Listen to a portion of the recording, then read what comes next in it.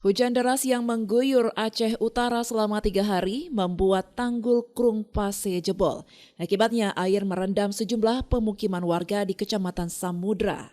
Tanggul sungai yang jebol berlokasi di Kampung Tanjung Rungkam, Tanjung Hagu, dan Kampung Tanjung Awi, Kecamatan Samudra.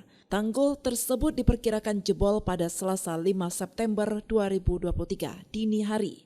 Gecik Gampong, Madan Hasbalah mengatakan kemungkinan besar debit air akan bertambah.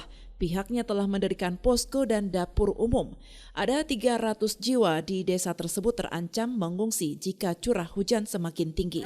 Ya, karena jebolnya sungai Krung Pase di Tanjung Hagu sama Rungkam dan bulan ini lagi dikerjakan. Ya, bukan dari situlah tahun yang lalu. Ini mengungsi semua nih, Pak? Mengungsi semua. Kami rumahnya 170 kakak. Berapa kakak? 170 kakak. 170 kakak. Yang mengungsi, Pak?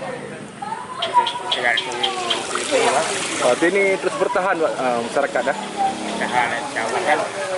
Mungkin nanti airnya udah surut nih. Nggak tahu juga nih airnya. Iya. Ini kan udah lagi surut ini. Kelihatan kan?